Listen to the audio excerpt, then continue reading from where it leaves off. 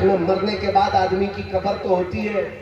وہاں کے مقامی لوگوں نے کہا, ایک جگہ لے جا کر کہا, یہ جہاں دمشق کا پورا کچرا ڈم کرنے کے لیے آتا ہے, جہاں پورا کوڑا کرکٹ لا کر ڈالا جاتا ہے, اس کوڑے کرکٹ کے بیچ میں کہیں اس کی قبر بھی کھو گئی, ختم ہو گئی. لوگوں نے بتایا اس میں گم ہو گئی, پتہ نہیں ہے. ایک طرف کوڑے کرکٹ میں گم ہونے والی یہ قبر, اور پھر اس کے بعد ہم کہتے ہیں میرے عزیزوں, اللہ کسی کو توفیق دے تو عراق کے شہر کربلا میں چلے جائیں اور جا کر پوچھے کہ ہم نے سنا ہے کہ یہاں ایک میدان تھا جس میں رسول اللہ کے خاندان کے بچوں کے ٹکڑے کیے گئے تھے, یہاں ان کے خون کو بہایا گیا تھا, وہ کہاں ہے؟ لے جا کر لوگ تمہیں کھڑا کر دیں گے, میاں یہاں کوئی میدان اب باقی نہیں ہے, یہاں تو لہلہاتا ہوا ایک ایسا چمنستان ہے, بلکہ دنیا کے عظیم شہروں میں ایک شہر بن گیا ہے کربلا. وہاں کوئی جنگ کا میدان, کوئی ٹکڑے, کوئی خون کے نشان نہیں, بلکہ دربار حسین کے سامنے لے جا کر لوگ تمہیں کھڑا کر دیں گے. سونے سے کلئی کیا ہوا حسین گنبد نظر آئے گا, اس پر سرخ رنگ کا لہراتا ہوا جھنڈا 20 کلومیٹر دور سے نظر آتا ہوگا. ہر جانے والا دیکھ کر سلامی لیتا ہے. وہ لہراتا ہوا پرچم پکار پکار کر آنے والوں سے یہ کہتا ہے, اے آنے والے, تو دمشق بھی جا کر آیا اور اس شاہی تخت کو ڈھونڈ کر آیا, نہیں ملا, نہ قبر ملی, لیکن کربلا میں ٹکڑے ہو چکے تھے, جھنڈا تو ابھی ہمارا ہی لہرا رہا ہے. پھر تو میں نے جھنڈا پکار کر کہے گا, شاہ است حسین, بادشاہ است حسین, دین است حسین, دین بنا است حسین, حقا کے بنا لا الہ است حسین. ماشاءاللہ. نعرہ تکبیر, نعرہ رسالت. شہید اعظم کانفرنس حضرت علامہ مفتی سلمان اظہری صاحب قبلہ, علماء اہل سنت حضور سیدی معراج میاں صاحب قبلہ. میرے عزیزوں, زندگی اور موت ٹکڑے ہو جانے کا نام نہیں ہے, یہ سمجھ کر کے چلیں. اگر اسی کا نام موت ہے تو پھر امام حسین کا نام بھی ختم ہو جانا چاہیے.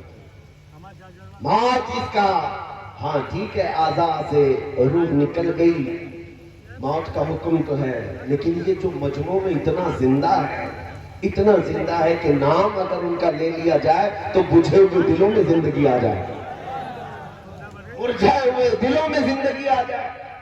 قرآن کا ایک فلسفہ میں تمہیں سمجھاتا ہوں, میں نے وہی آیت پڑھی ہوئی ہے. اللہ قرآن میں فرماتا ہے, دو آیتیں پڑھتا ہوں. ایک ہے انک لا تسمع الموتى ولا تسمع الصم الدعاء.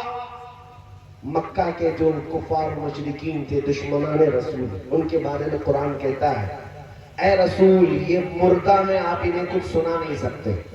یہ کس کے بارے میں؟ ابو جہل ہے, عتبہ, شیبہ, ابو لہب, یہ وہ دشمنان رسول, دشمنان اسلام, ان کے بارے میں قرآن کہتا ہے یہ گونگے بہرے ہیں, مردہ ہیں, انہیں آپ کچھ سنا نہیں سکتے. جبکہ دنیا دیکھ رہی, وہ چل رہے, پھر رہے, کھا رہے, پی رہے, اٹھ رہے, بیٹھ رہے, بات کر رہے ہیں.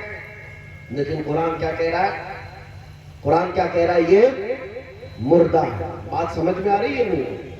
ہماری بات سمجھ میں آ رہی ہے یا یوں ہی چلا رہے؟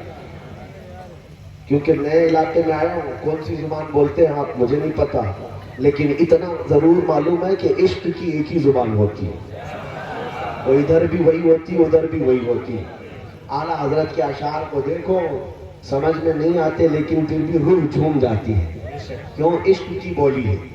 میں آپ سے پوچھ رہا ہوں, قرآن کہتا ہے چل رہے پھر رہے مکہ کے یہ دشمنان مصطفیٰ, لیکن قرآن کہتا ہے یہ مردہ ہے. دنیا تو انہیں دیکھ رہی زندہ ہے, لیکن قرآن کہہ رہا ہے مردہ ہے.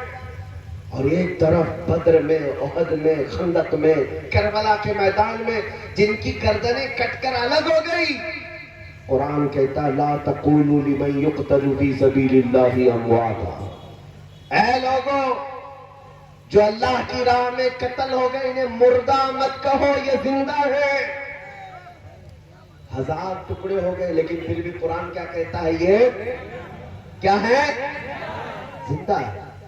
اب سمجھ میں آ رہی بات؟ مکہ میں چلنے پھرنے والوں کو قرآن کہہ رہا ہے یہ مردہ ہے, اور جن کے 1000 ٹکڑے ہو گئے قرآن کہہ رہا ہے یہ زندہ ہے. تو زندہ کون ہے, پھر مردہ کون ہے؟ قرآن کا فلسفہ یہ بتاتا ہے چلنا پھرنا اٹھنا بیٹھنا بات کرنا اس کا نام زندگی نہیں ہے، اور کٹ جانا ٹکڑے ہو جانا صرف اس کا نام موت نہیں ہے۔ قرآن کی روح سے اگر دیکھا جائے تو چل پھر کر کے اگر حضور پاک سے دشمنی رکھتا ہے تو وہ بول چال کر کے بھی مردہ ہے، اور اگر میرے مصطفیٰ کی عزت پر مر جائے، ہزار ٹکڑے بھی ہو جائے تو قرآن اسے زندہ کہتا ہے۔ تو موت دشمنی اسلام کا نام ہے اور عشق مصطفیٰ کا نام زندگی ہے۔ زندگی ہے، سبحان اللہ۔ یہی زندگی ہے، اور اگر تمہارے پاس یہ دولت ہے تو پھر موت سے بھی ڈرنا کیا؟ بے شک۔ موت سے بھی ڈرنا کیا؟ سب سے زیادہ آج دنیا کس بات سے تمہیں ڈراتی ہے؟ سب سے بڑی سزا دنیا میں اگر کوئی ہے تو موت کی سزا ہے۔ کون سی ہے؟ اس سے بڑی سزا کیا ہے؟